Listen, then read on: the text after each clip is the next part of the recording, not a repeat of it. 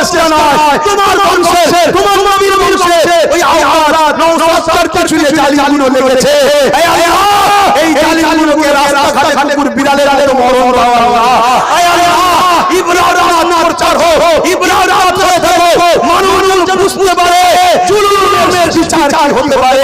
এই আল্লাহ, তোমার মাঝে দেখতে চাইছি মালিক, জানি তোমার ফয়সালা, তোমার টাইম হবে।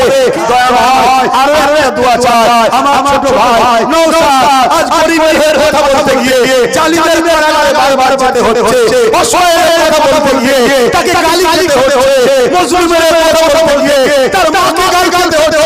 এই আল্লাহ, যত দলবিক যত জুলুমগুলো, যত কারাগারে বন্দীগুলো, আমার ভাই আপনার বান্দাদের মানুষ জাতির সেবায় রয়েছে, আল্লাহ তুমি তাকে সাহায্য করে রাজ ক্ষমতার আসনে তাকে বসিয়েছি আল্লাহ।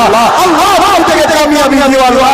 পাশাপাশি আমার ছোট ভাই নওশাদের প্রত্যেকটা সাথীকে কবুল করো, তাদেরকে কামিয়াবি দাও, তাদেরকে বিজয় দাও, তাদেরকে মানুষের সেবক বানাও, জালিমের বিরুদ্ধে লড়াইয়ে আরো উৎসাহিত হওয়ার তৌফিক দাও। হে আমার আল্লাহ, জালিমের বিরুদ্ধে লড়িয়ে মজলুমের সাথে গিয়ে এই ভাঙর সহ বিভিন্ন জায়গায় অনেক ভাইরা শহীদ হয়ে গেছে, তারা মারা গেছে, তারা চুরি করে মরে নেই, গুন্ডাগিরি করে মরে নেই, জুলুম করে মরে নেই। হে আল্লাহ, সব মানে আল্লাহ আমার নবীর বংশাবলী সাক্ষী দিচ্ছি, তারা মজলুমদের পক্ষে, গরিবদের পক্ষে, অসহায়দের পক্ষে দাঁড়িয়েছিল।